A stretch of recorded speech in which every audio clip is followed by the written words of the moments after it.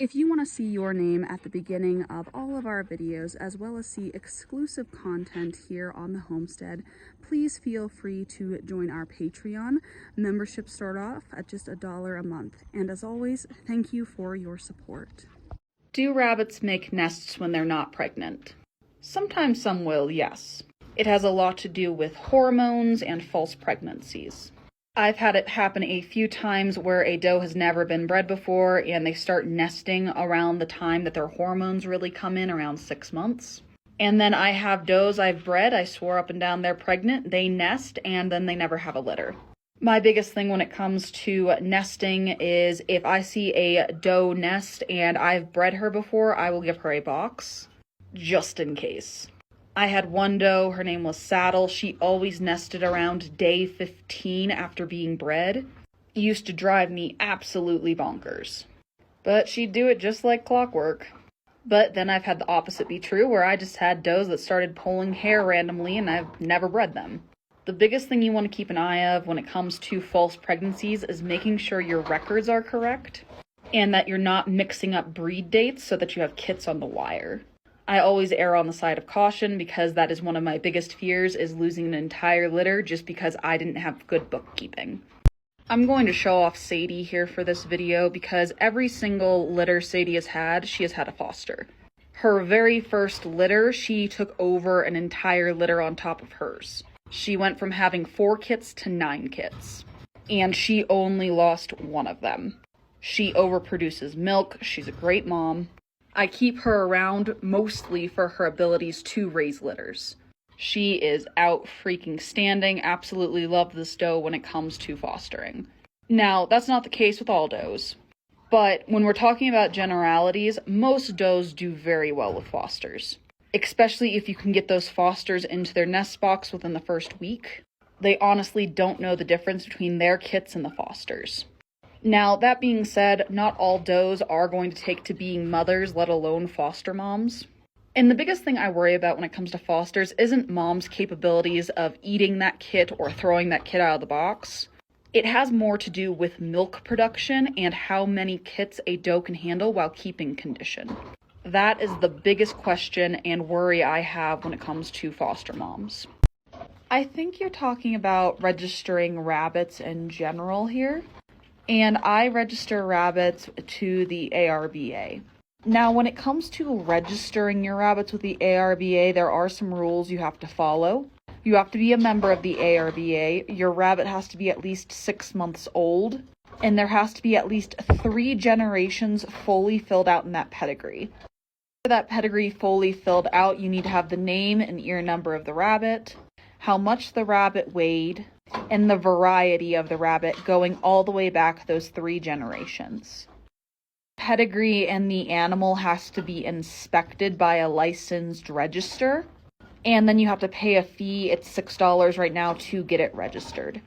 It's a giant pain in the ass. Another way you can register is registering Grand Champions, which also has its own set of rules and regulations as well. We are going to be talking about rabbit genitalia, so if that is not your jive, I suggest you scroll away now. So when it comes to rabbits, a split penis is just as it sounds. It is a split down the shaft, which is an abnormality when it comes to buck anatomy.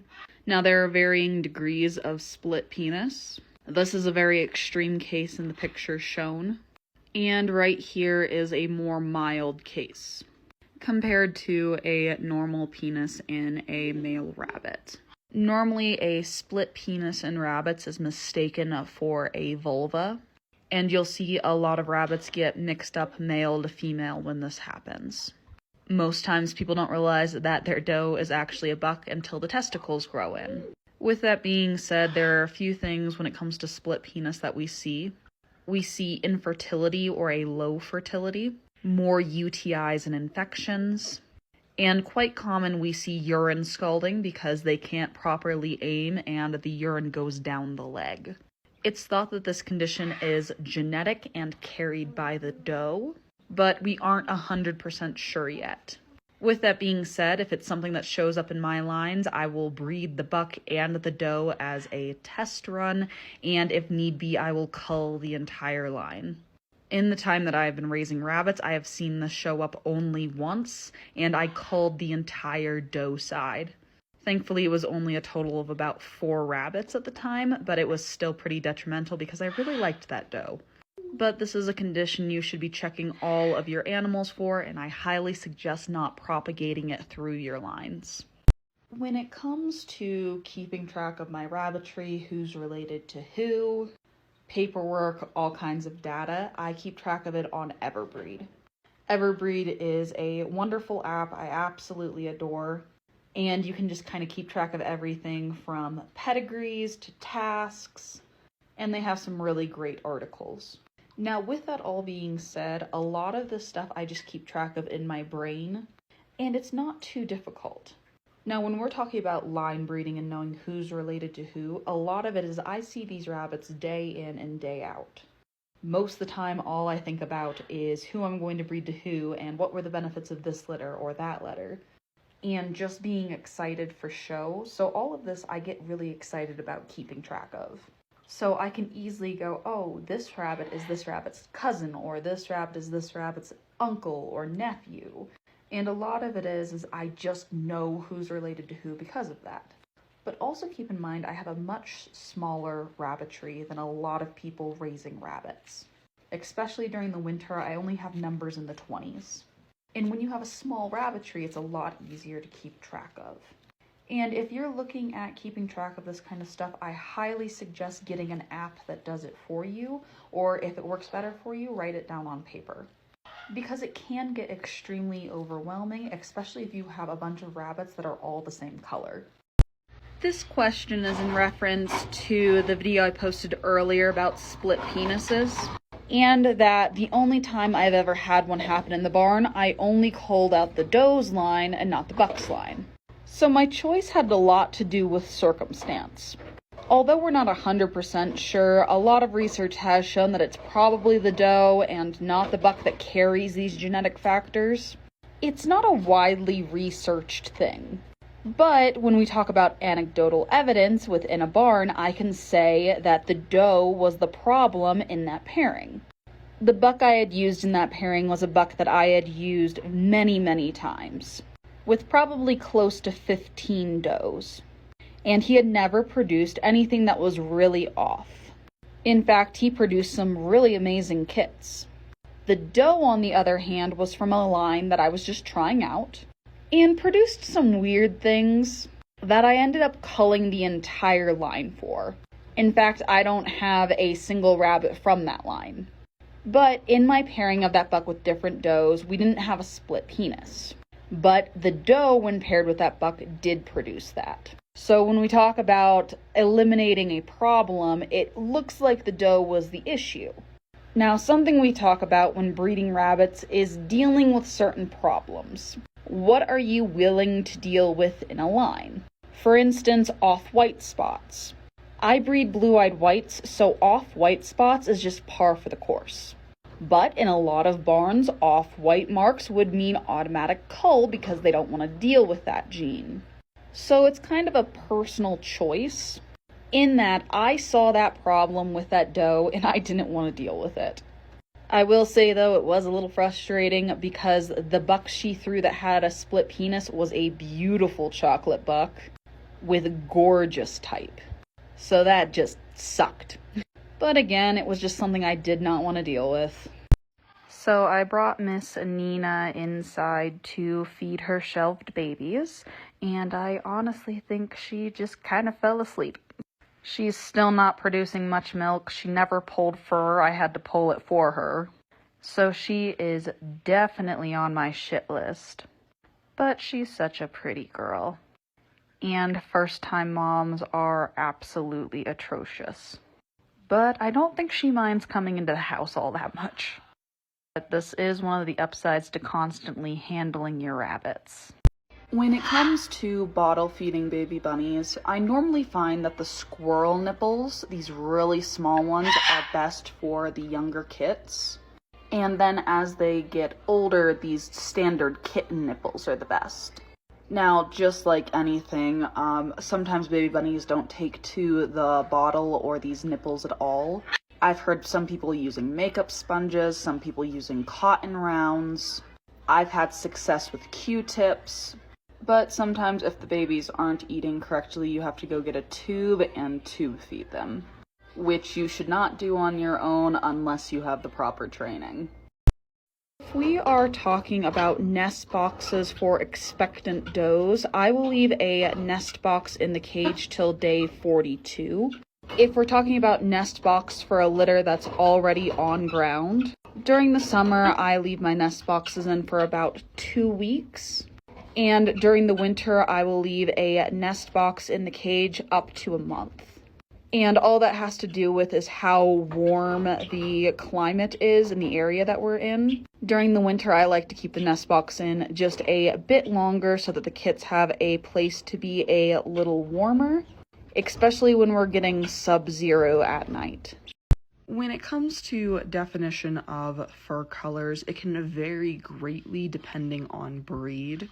For instance, castor can be called chestnut. So when it comes down to that, you really want to look at the standard of perfection and also the breed in which you are talking about. With that being said, this is Daisy. She is a Vienna marked Harlequin. The Vienna mark has to do with this little white spot on her nose and her capabilities to produce blue-eyed whites.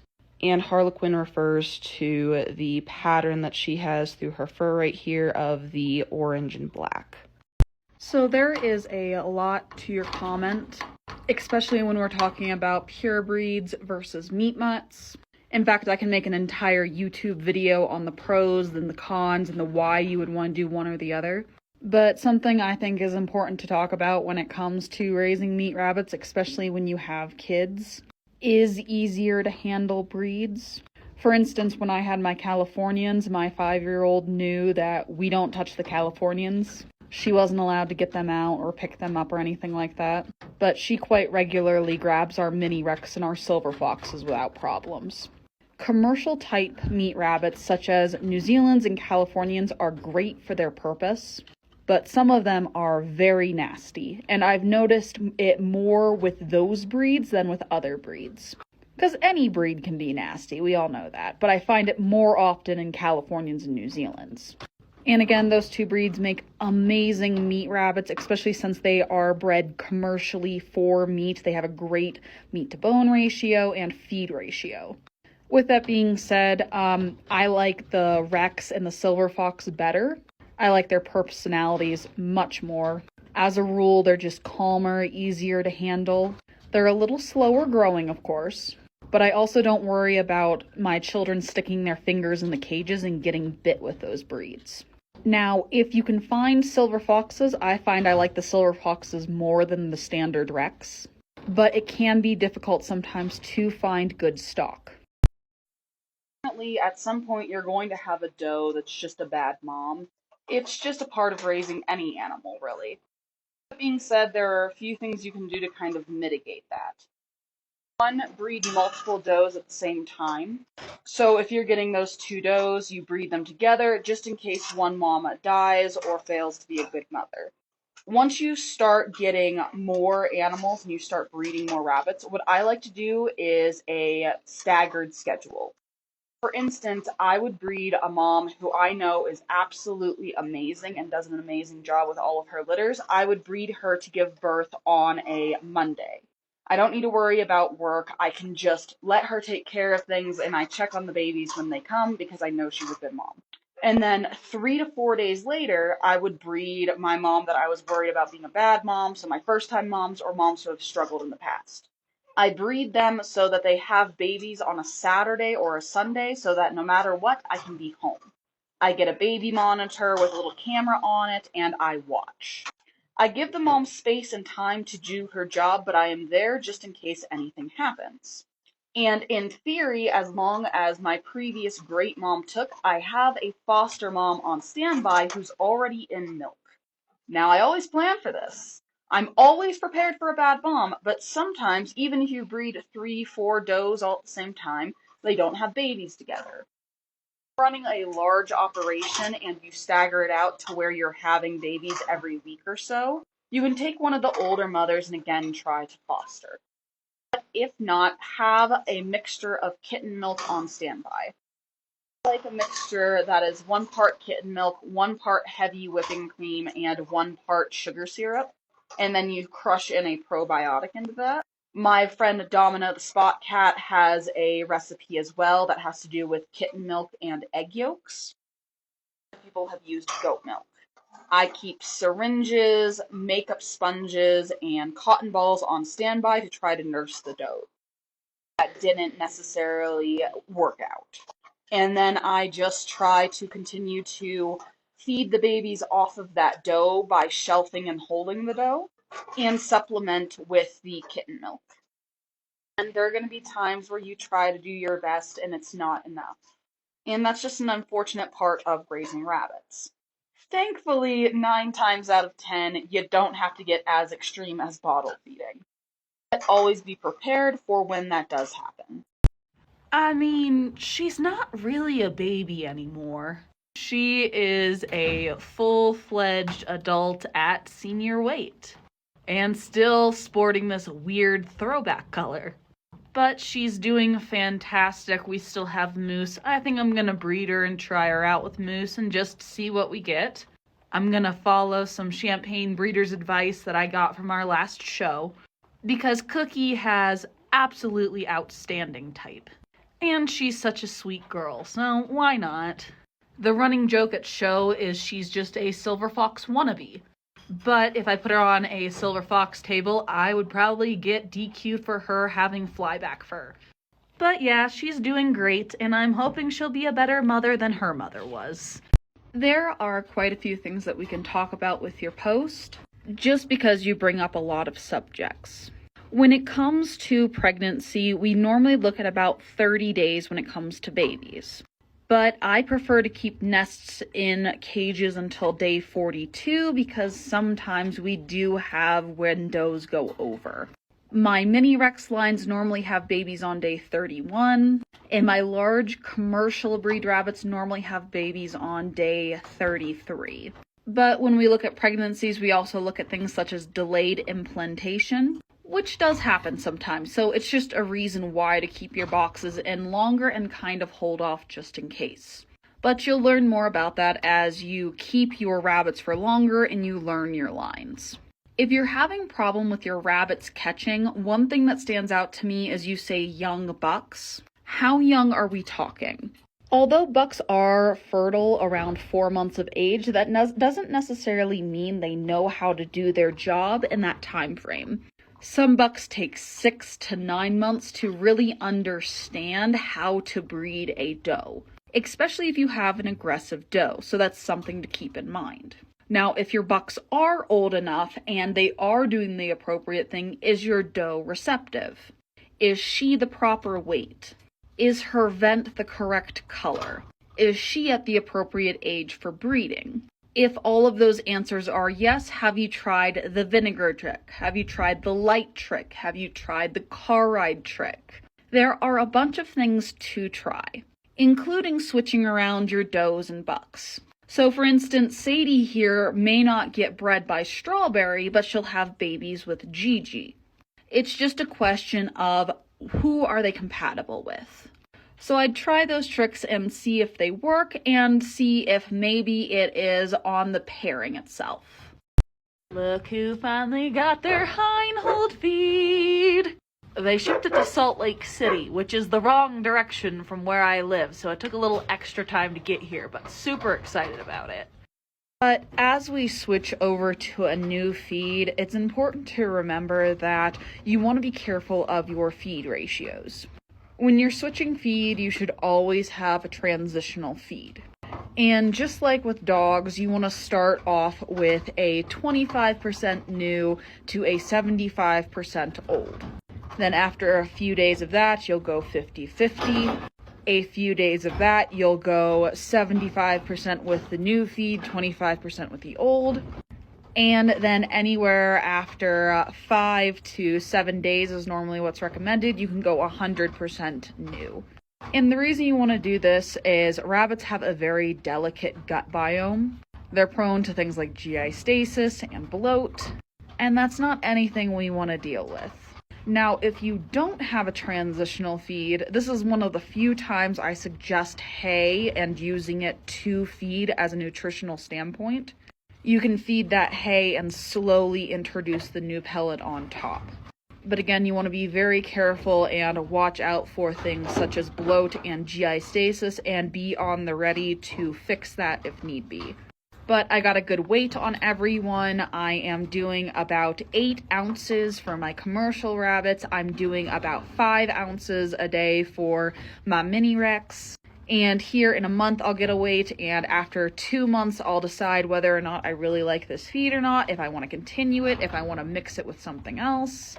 But I have heard great things about this formula. Like, a lot of my mentors are on this feed. And I finally found a distributor. So here in a few months, maybe I'll stitch myself and we'll see if I like it or not.